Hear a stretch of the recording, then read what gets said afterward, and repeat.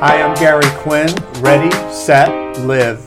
This is a show to really inspire you to change your life with tips, exercises, and really change your life with some quotes, some nuggets of wisdom, and some amazing, inspiring guests. We'll be right back.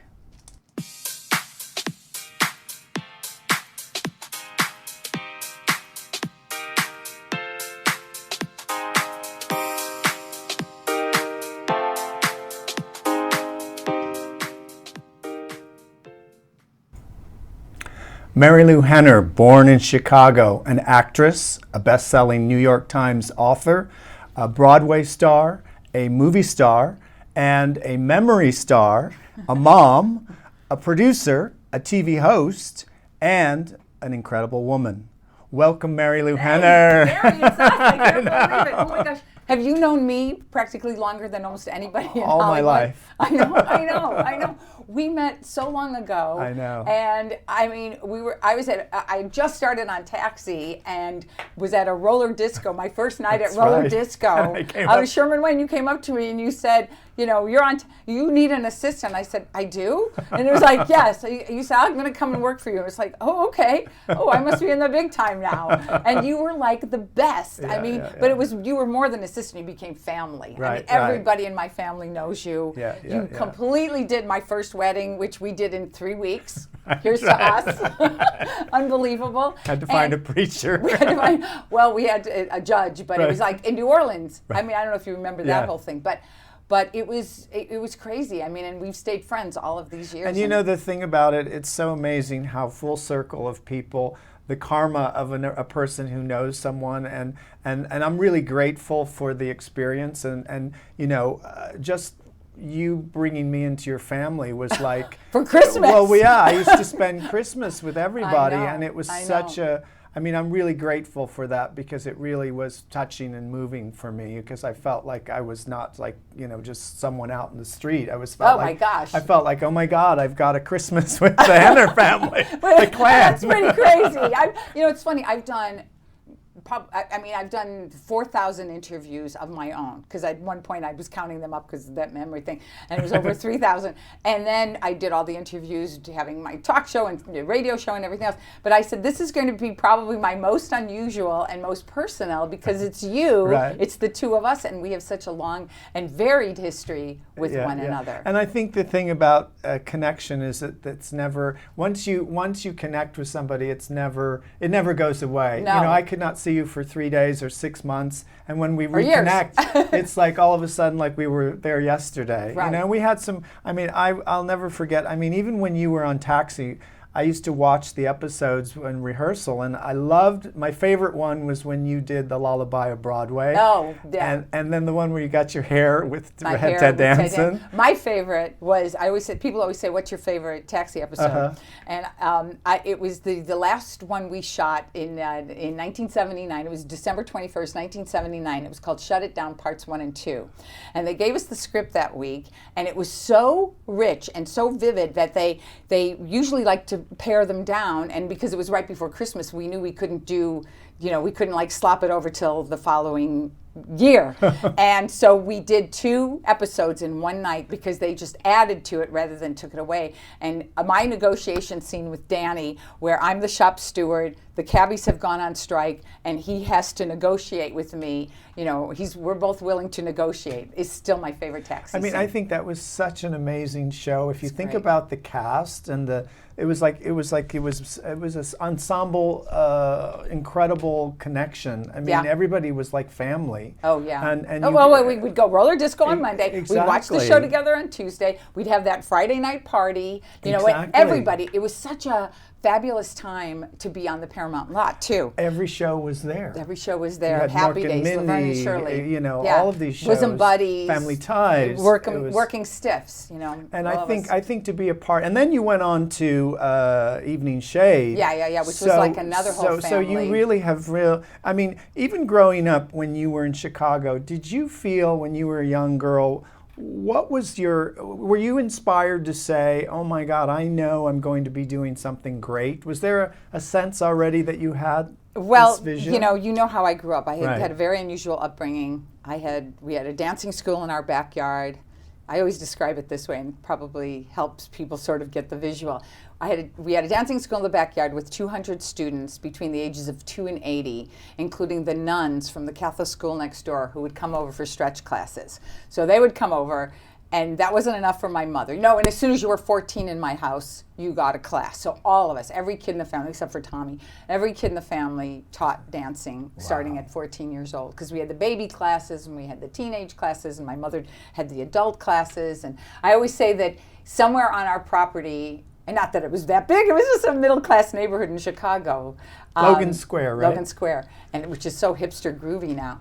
But I always say that somewhere in our house or our backyard or our dancing studio, every kid in the neighborhood probably had their first kiss, because we were next door to the Catholic school, and my mom taught the middle school kids, the 7th and 8th graders, on Friday nights at 6:30, and she taught the high school kids at 7:30. So it was a real cultural center, and it was like everybody hung out at our house.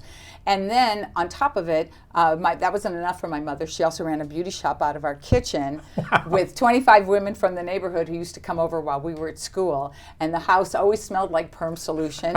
And my brother always says, "I thought hair was supposed to be in your soup," So we had these people coming in and out of the household all the time. And in our kitchen, it was set up like a salon. So instead of a refrigerator that was in the basement, there was a blue hair drying chair sitting in the kitchen. And then upstairs from us lived my mother's youngest brother, and he lived with 10 cats, 2 dogs, 2 birds, a skunk, 150 fish, and his boyfriend Charles. Oh my so God. My uncle lived upstairs, and he taught art at the Catholic grammar school next door. So he was Mr. Collis, the art teacher, and right after school, people would come to my house for either a dance class in the garage or a beauty shop in the kitchen or an art class going on upstairs. And my uncle was also the neighborhood astrologist, and he ran a cat hospital on our roof.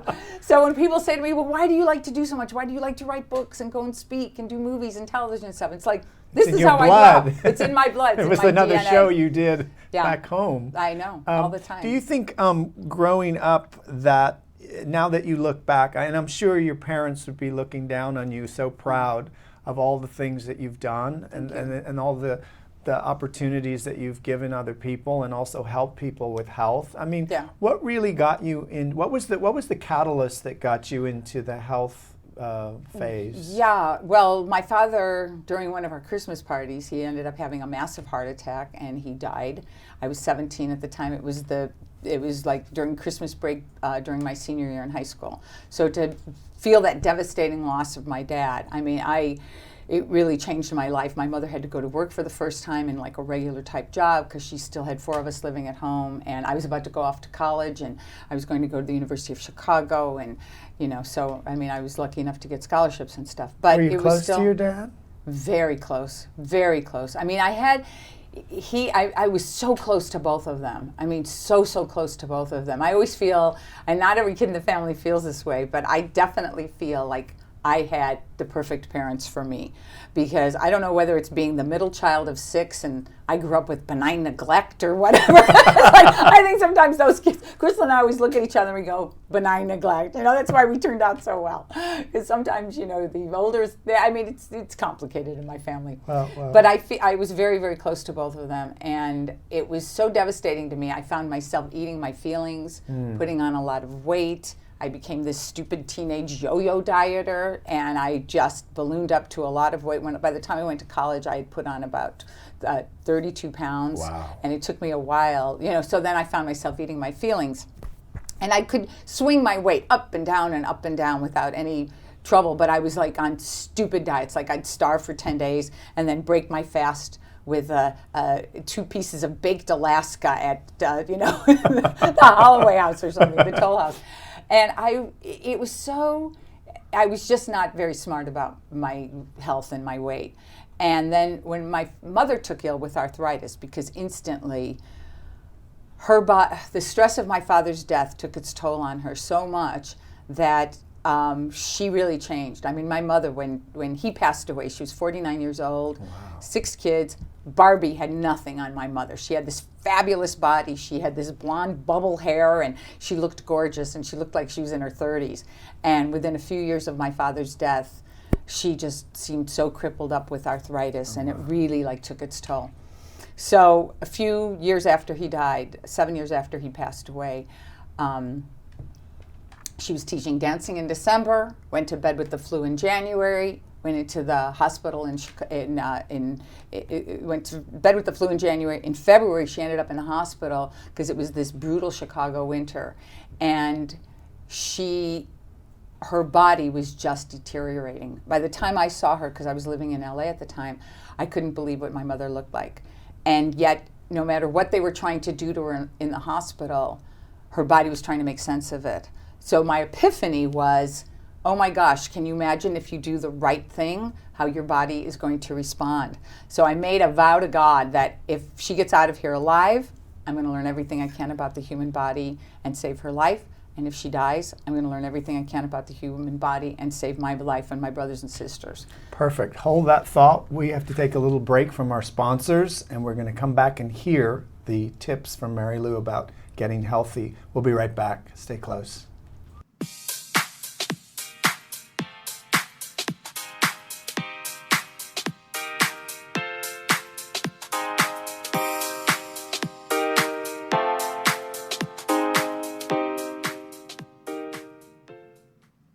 Welcome back to Ready, Set, Live. I'm here in the studio with amazing guest, Marilu Henner. So we were just talking about, Marilu, about your epiphany about health. And you said that you vowed to really get healthy because your mom ended up passing. Yeah, and she ended up dying at 58 years old from arthritis, from the complications of rheumatoid arthritis. And it was just terrible. I mean, they had drilled 2 holes in her head that were about a 1/4 inch. They were pulling her head out of her spine. She was on this thing that looked like a hamster wheel because of bed sores, and they wanted her to get circulation. She ended up having her leg amputated. And this was a woman who was teaching dancing 4 months earlier. Wow. So it was pretty brutal to watch my mother suffer like that. So I know you, so what took you, did you start reading, or you started, because I know you became macrobiotic. And I studied everything. And you actually turned me on to it, which thank you, because that really changed my life by stopping dairy. And, you know, it was the time that you had to reflect, but also get and healthy. nobody was doing it. No. This was 1978. Remember? Nobody was doing it at all. And we would go to Inaka. We'd go to Inaka. First time I went to Inaka. It's not there anymore. I know. I'm so sad. It just closed a few months ago. You know, it's so hipster groovy over on La Brea now. So, you know, the rent went up. So so you started. I remember you even read Sugar Blues. We went to everything. All those I always say that, you know, I went to medical libraries. I went to nutritionists. I went to doctors. I took human anatomy class at UCLA eventually. I went to the Bodhi tree where that was just like a wealth of information. And I just experimented on myself. And I figured, like, well, let me try this. Let me do this. I read a book from 1933 named 10 Talents, which got me into food combining. I read, of course, everything by Michio Kushi about you know, Fia's now a friend of mine, about macrobiotics, and I was a woman on a mission, and I have that kind of laser focus when I want to have information. I was able to layer the information. And you were way ahead of your time, because people thought that was strange eating. Oh, people would call me and say, "Are you fun again? Are you going to go out with us for a cheeseburger?" And I'd say, "No, I'm onto something." You know, I remember going home the first Christmas in '79 after I'd studied so much, and I said, "I know what killed Mommy and Daddy. I understand the yin and the yang and this and that." And they were like, "Yeah, what's the yin yang of a calzone?" You know? They didn't want to know. But slowly but surely, everybody in my family has gotten a lot healthy, and we've all outlived both of our parents. Wow, wow. So after you got into the health, then you started writing your first book on health. What happened was I wrote an autobiography. Right. And by this time I had Nikki and Joey, but Judith Regan, who hired me to write my autobiography, she ended up leaving the company. She ended up leaving HarperCollins, or Simon & Schuster. She left Simon & Schuster, and she went over, had her own imprint at Regan Books over at HarperCollins. So she said, "You know, you wrote an autobiography, but you didn't touch enough on the whole health thing. You know, you whatever." So I was doing the Broadway show Chicago at the time. I did 408 performances as Roxy. And so I would like give lectures between shows, and to some of the people in the cast. And I'd have a little tape recorder, and I'd have this tape recorder while I was doing it, and then I'd be getting ready at night going, the evils of dairy products, while I'm putting on my eyelashes. And I was so revved up from all the Fosse that I'd go to an office. I went to an office and worked with somebody there who typed it out and worked with me and bounced off of me. And I finished the show, and the book came out 6 weeks later, and it went instantly on the New York Times. They ran out of books, and it went on the New York Times bestseller list. Wow. Yeah, I did 287 interviews for that first book, and we sold well over 1 million copies. Excellent. So I mean, I think it's really amazing because people can then say, wow, she's a platform for, she's talking about it, but she really walks her talk. Oh, yeah. Because you really feel the health difference of what food does to you. Oh my gosh! I mean, at my highest to now, it's like a 60-something pound difference, 68-pound difference or something. I mean, it's like huge, the difference. And it's not even just about weight; it's about health. It's about feeling vibrant and alive, and getting up in the morning and ready to face your day, and staying active with people and metabolizing your stress. Do you also add any kind of?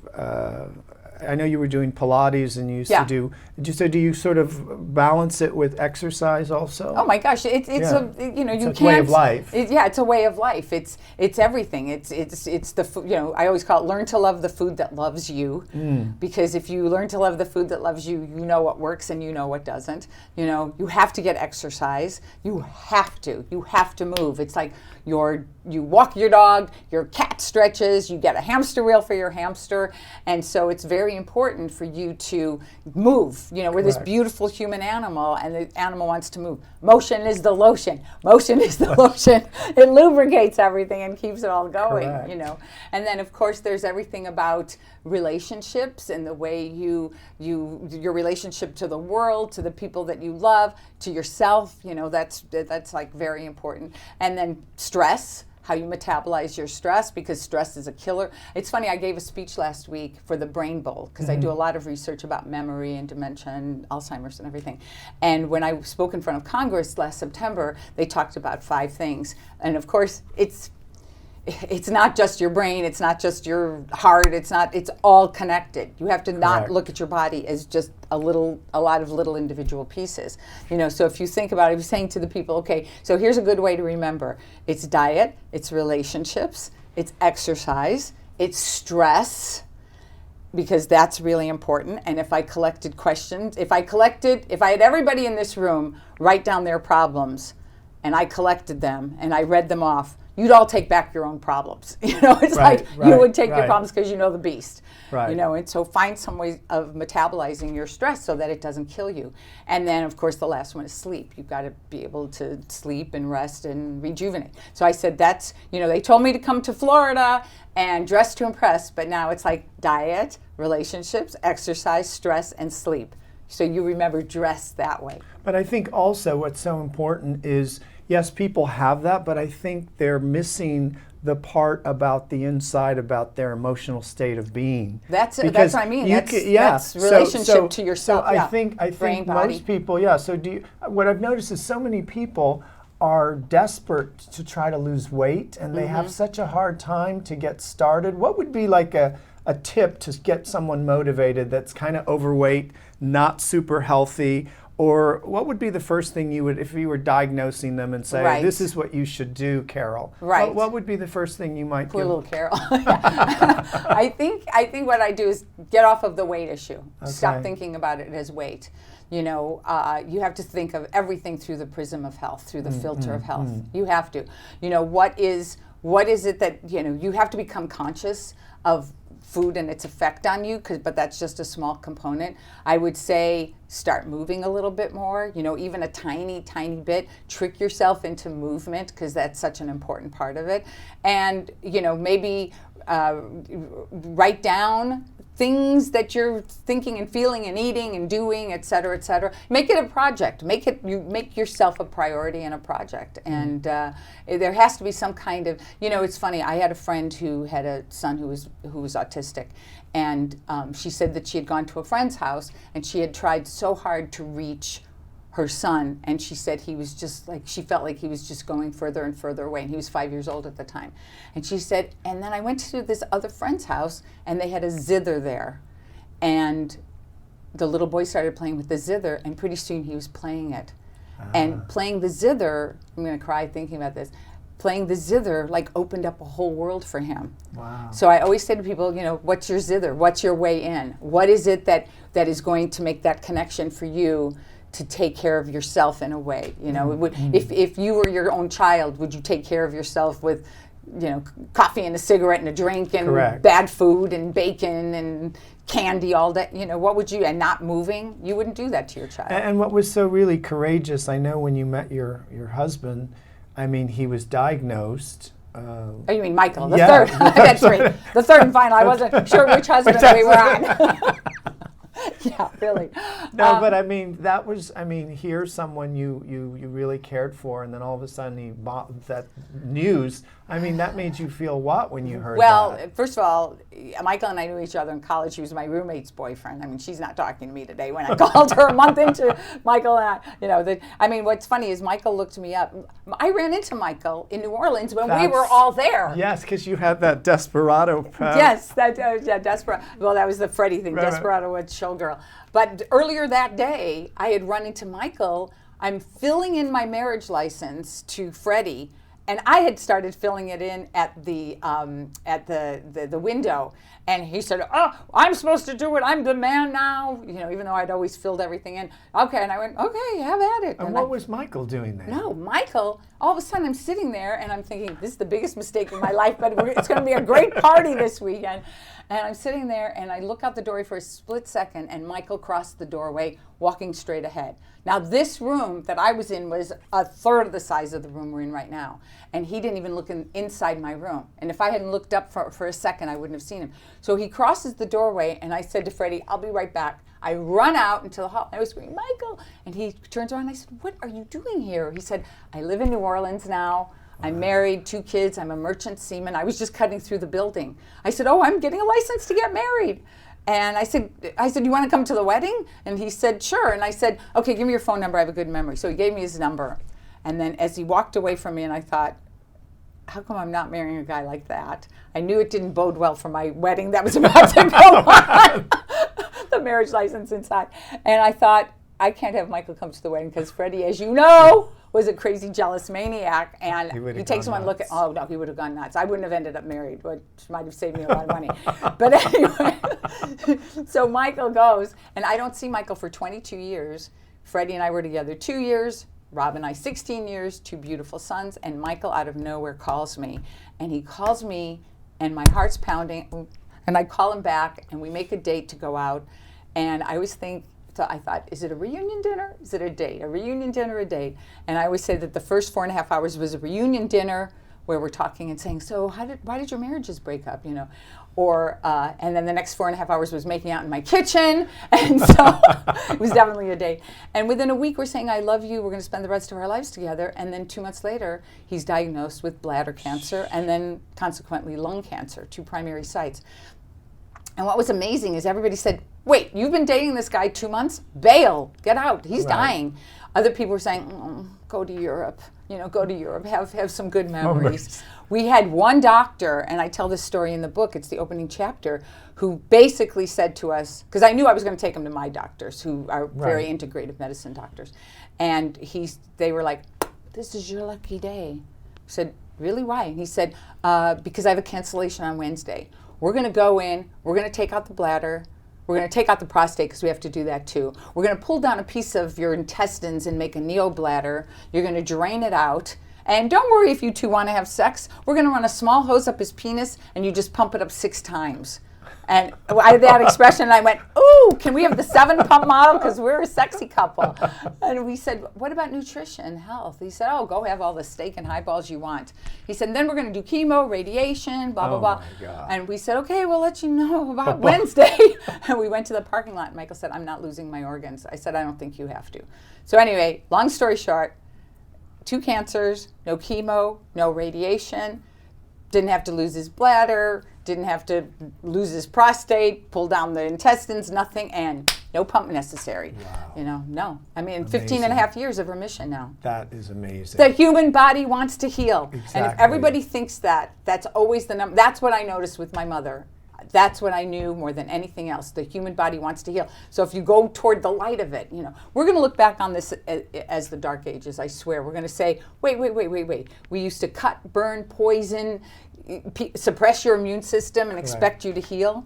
It's crazy. It's crazy. We have some questions. Oh, good. I love questions. Yes. So let's take question number 1 for Marilu. Hello. So sorry. Yes, I'm here. Sorry. Oh, hello. We're here Hi. in studio with Marilu. Who's this? Hello, Marilu. How are you? My name's Keith. Keith. Okay. Hi, Keith. Hello. Hi. I just had a question. I mean, you're talking about your mother's health a lot, and I kind of had the same concern with my mother's health. She's been kind of yo-yoing, like you were mentioning, with her weight and just her health in general. And she's kind of like came to the realization that she just can't get healthy. She's just getting really frustrated. I'm just wondering if you just have such a positive outlook on things, wondering how, any advice maybe I could give to my mother about that. How old is your mom? She is 65. Okay, that's young. And she could have a much longer life. What she has to do is stop thinking of herself as old and helpless and hopeless, because you have to think like time is on my side. Every day I can do something that's going to make me healthier so that a year from now I'm even healthier than I am today, which is really like makes you feel like, okay, there's hope. It's not all over, it's not like this is a slippery slope down to like depression and sadness and bad health and everything else. What are her health issues? What's her number one health issue? Well, she's got some issues with like her thyroid. Uh-huh. So she's kind of resulted that she just can't lose the weight, and she's kind of subscribed to the idea that exactly that she's just getting too old and she's going to be this way the rest of her life. Yeah. And she's kind of adapted just like this negative outlook on the possibilities that she can still accomplish. Can she move? I'm just trying to see if I can break her out of that. Can she still move? Is she ambulatory? Yeah, she can still move. Okay, so you have to tell her. Marilu says motion is the lotion, and she's got to just try to move and like a little bit more every day. It's like what's her? Is she a social person? Is she involved with people, or is she a stay-at-home kind of person? Oh yeah. No, yeah, she's definitely social. She's very outgoing. She she enjoys like making cupcakes on the side as a little job for people. Right. I mean, she's very, very outgoing. I think it gets to a point to where she just feels I don't know. Maybe she's lonely because we're all grown up and moved out of the house now, and the grandkids are grown up now. Yeah. So it sounds like she's a little depressed. It sounds like she's a little bit depressed, and that she just sees like the end of her script. And 65 is so young. I'm 67. I just turned 67 last week, and I feel healthier and stronger than I did in my 20s. Mm-hmm. No question about it. In better shape and more physically active, etc. And so it's definitely possible. And she needs something to sort of kickstart. What does she want to do? I mean, first of all, thank you for being such a loving son. My boys I'm gonna show them this this podcast so that they know that that's I want my kids to feel about me later on. It's really important that there's that family communication, which is great. So that's very loving of you. That's fabulous, actually. Yeah. Well, thank you. Yeah. Yeah. Great. Can you do something with her, or can she sign up for a class that maybe you guys do together, or one of your siblings does with her, or walk? Well, it's challenging because it's challenging for me just to be there with her all the time because I'm in California and she's in Ohio. Sure. So there's a distance thing, but I've been trying to get her to socialize. Maybe with a group of people more. I think that's another issue. I think she just has some friends around her that might be not the greatest influences in terms of providing the proper support that she may need. Sure.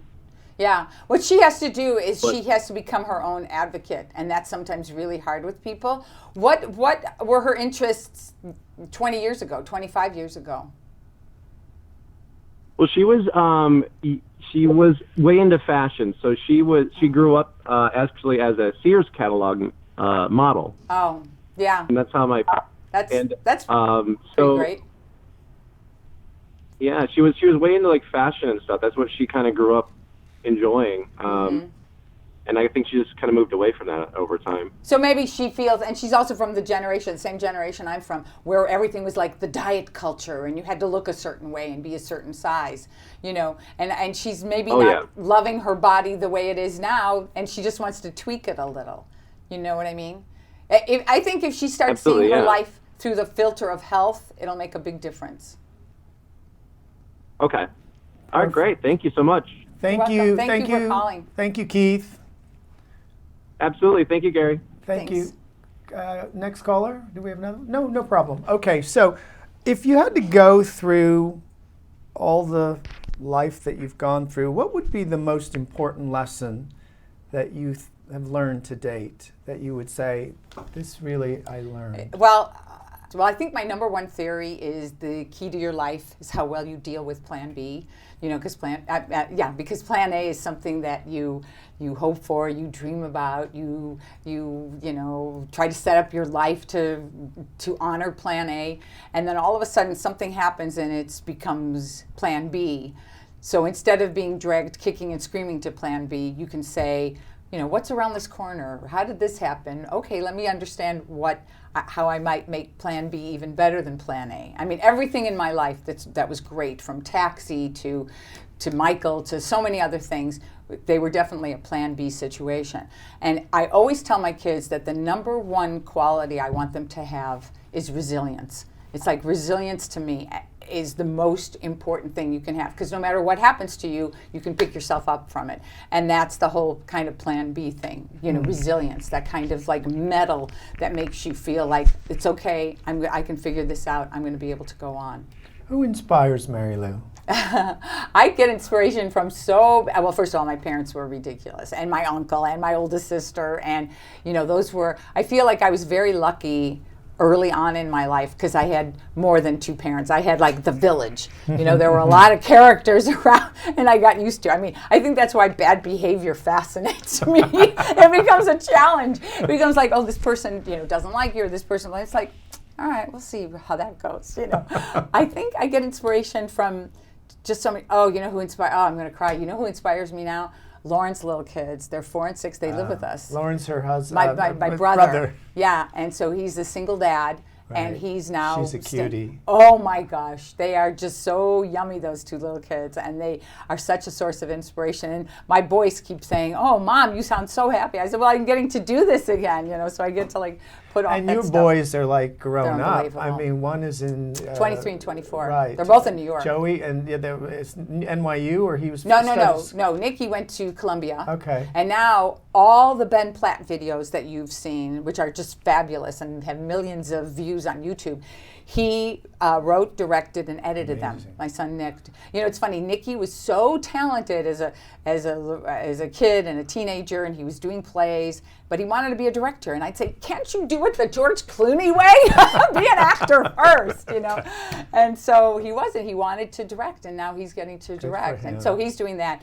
And Joey is a real character. He's the comedian of the family, and he wants to do comedy and write comedy. So he was Mr. Improv Captain, blah, blah, blah. Nick was too, and Harvard Westlake and in Columbia. But now Joey went to Northwestern, graduated with also a math minor because he's got my memory. And he is not a professional, he's an international bridge player. Wow. So he wants to write comedy, but he also works with these people. He has 7 women that he plays bridge with. Wow. And so he's writing a script called Bridge Gigolo. Who else can write this? We'll be right back. We're going to take a little break and be back with Marilu.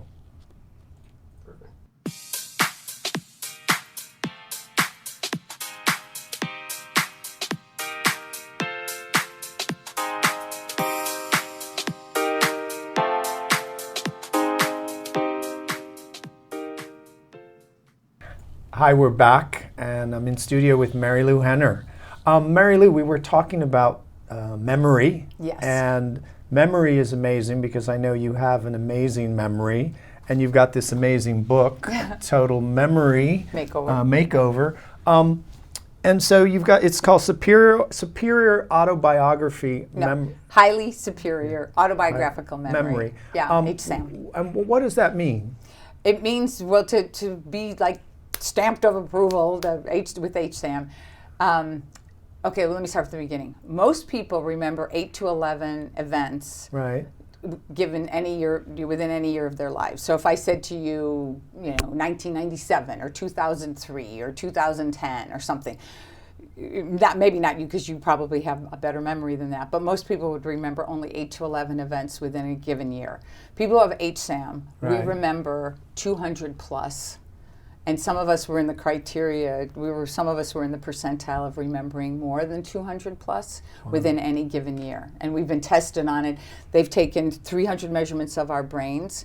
They found 9 areas 10 times larger than the normal brain. And I really do believe it was something I was born with, but then definitely developed it over the years, because it was unusual even when I was a little girl, and people would come to the house and say, "Hey, what's with that kid and her memory? She remembers the last day I was here." And they and people called me Miss Memory and Miss Univac and things like that, the memory girl. And is it like a compartment where you say, I remember, like you have to click, almost like Akashic Records, where you say 1967 or 82, and you go down January, February, March? Or it doesn't work this way. It's more like, for me, it's different for every person, because some people see it in a circle. Right. I mean, I see it like a timeline. Like, you'll give me a date, and I'll just like, it'll just kind of like go right there. Is it a vision, a picture, or is it? Yeah, more it's almost like scene selection on a DVD. Okay. It sort of just goes there. It's like I'm sitting here talking to you, and I mean, do you remember your crazy birthday in 1981? What we did? No, what did we do? We do. We left right after a Taxi episode. Right. And it was a Friday night. Right. And yes, I'm sorry. Your birthday was on Saturday. We left Friday after a Taxi episode, and on the 6th of March, because your birthday's the 7th, we left with Uta, Suzanne, you and I. We went to Big Bear. Oh, we yes. went to Big Bear. Wasn't Shackle with us? And Shackle, and Barbara Shackle went with her. And you guys took me, and I wasn't a good skier then. We went all the way to the top of the mountain. I have pictures. I know. And you took me all the way to the top of the mountain, and I was the one driving all night. We went all the way to the top of the mountain, and it was like, okay. And I was just paralyzed. It took me all day to come down. You and Susie, and you were like, put one leg in front of the other. Bye, see ya. You and Susie. But she came back. She was 14 years old. My sister's, she ended up with third-degree burns on her face, because you guys didn't wear any sunblock, and I had to take her to Dr. Anton, who put this sesame paste on her. And I said, and had to take it off with cucumbers twice a day.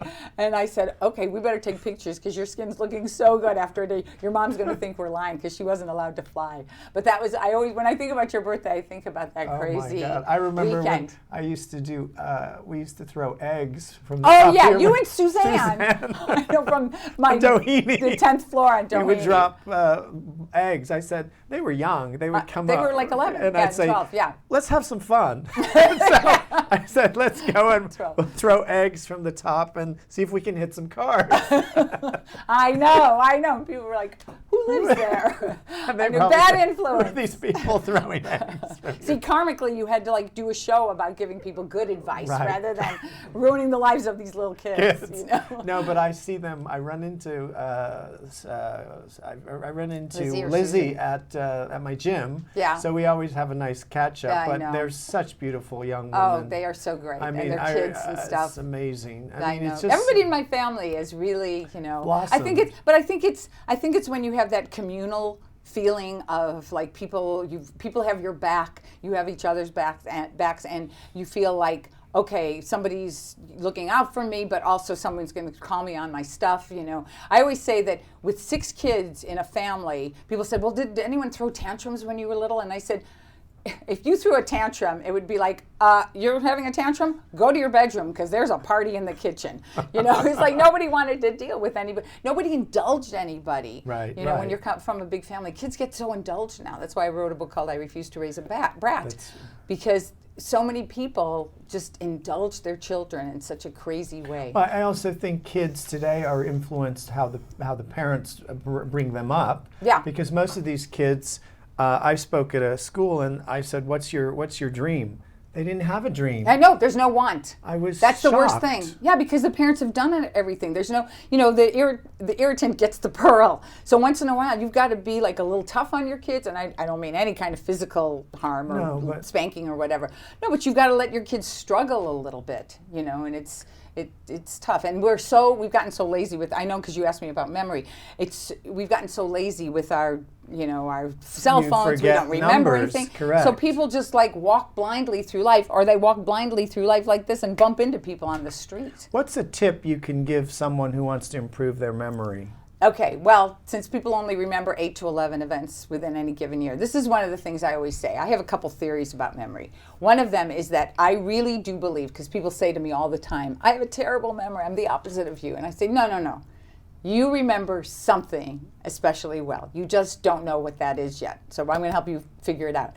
I said everybody has a primary track on which they've embedded their memories. It's like in the jigsaw puzzle of your life, what are your hard-edged pieces that you might interlock the other memories to? Okay, so everyone's got their primary track, and it could be something like travel. It could be food is a huge one, shockingly enough. Places you've worked, your children.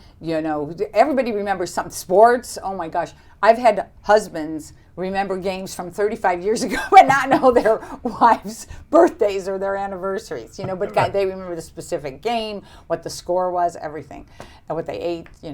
And so there's this primary track. And everyone has a dominant sense. Everyone is a sight, sound, touch, taste, or smell person. So when you can interconnect your primary track with your dominant sense, you can figure out how you receive, retain, and then retrieve memories. Because we just happen to have an extraordinary retrieval system. We don't, it's not like, I haven't had as much experience as you have. We both have had, people out there. Every single person, everything they've been through is on their emotional hard drive, and it makes them behave in certain ways, whether or not they even recognize it. I just know how to access mine, so I can make those connections. But the more you exercise this part of your memory brain, the more you'll be able to bring it up. So this is what I say to people. If let's say you're a visual person, and now with our smartphones, every day, take a picture of this is the picture of the day. Oh, I'm visiting these people. This is the picture of the day. Oh, I'm seeing this beautiful view. This is the picture of the day. And then don't look at it for the entire month. And then at the end of the month, say to yourself, okay, how many of those pictures can I kind of remember? And start exercising your brain that way, and try to bring at least 3 images from each month with you to the end of the year, or every 6 months or something, so that it's not just 8 to 11 things that you remember about your life at the end of the year. It's at least 36 or 48 or whatever you can. And the other tip I always give people is that when you brush your teeth at night, those 2 minutes that you're supposed to be brushing your teeth, scroll through your day, go through the montage of your day, and see how much you can remember. And say, okay, let me see. Oh yeah, I did this, and then I did that, and this is what I did for lunch, and this is what I ate, and see if there's anything sticky enough that's worth remembering. Cool. Because we go through our, this is how I always describe it. If all you do is you wake up, you live your life, you turn off the light, you go to sleep. You wake up, you live your life, you turn off the light, you go to sleep, and nothing has moved forward. What does it mean? So to me, developing a stronger autobiographical memory, it's our strongest line of defense against meaninglessness that we have. Because you're able to take information from your past, bring it to the present, and let it inform a better future. Wow. Thank you. This was an amazing interview. I'm so grateful for you coming Oh, today. please, we're friends, we're buddies. And people can watch you on the Hallmark Channel. Yes, on the we just did 3 of them. Yeah, those are Aurora Tea amazing. Garden. There's The so Tea much Garden. fun. You can get So much Marilu's fun. books. And I'm doing my one-woman show called A Memorable Evening with Marilu Henner, and I do like some really fun numbers. Wonderful. Pretty crazy. And if they want to get a hold of you, is there marilu.com? No, go to, I live on Twitter. I Okay, love Twitter. Oh, yes, Twitter. At The Real Marilu. At The Real Marilu, M-A-R-I-L-U. correct. Yeah, my assistant who set it up for me, I would have done something differently. But that's okay. Correct. The Real Marilu. And on Instagram, too. Well, it's a pleasure. Thank you so much for your love, your lifetime of friendship and Oh, I love you, compassion. Gary. Are you kidding? And it's just great. Oh, okay? thank you, hon. Thank you. Thank you for coming to another episode, and we'll see you very soon.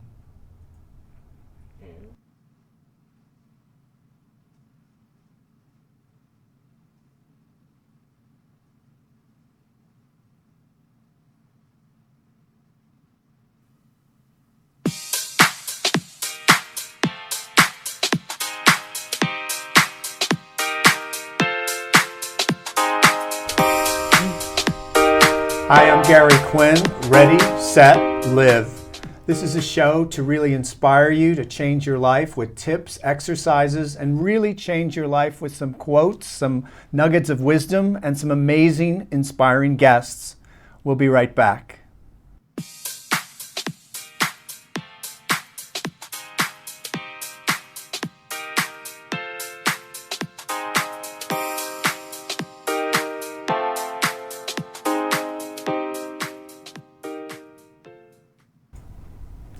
Marilu Henner, born in Chicago, an actress, a best-selling New York Times author, a Broadway star, a movie star, and a memory star, a mom, a producer, a TV host, and an incredible woman.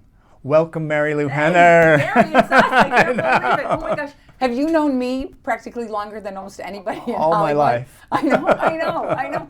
We met so long ago. I know. And I mean, I just started on Taxi and was at a roller disco, my first night That's at roller right. disco. I was Sherman Wayne. You came up to me and you said, you need an assistant. I said, I do? And it was like, yes. You said, I'm going to come and work for you. And it's like, oh, okay. Oh, I must be in the big time now.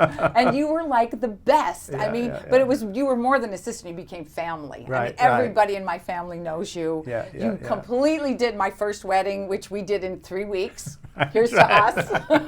Unbelievable. Had to find a preacher. We had a judge, but it was like in New Orleans. I mean, I don't know if you remember that whole thing, but it was crazy. I mean, and we've stayed friends all of these years. And you know the thing about it, it's so amazing how full circle of people, the karma of a person who knows someone, and I'm really grateful for the experience, and just you bringing me into your family was like for Christmas. Well, yeah, I used to spend Christmas with everybody, and it was I'm really grateful for that because it really was touching and moving for me because I felt like I was not just someone out in the street. I was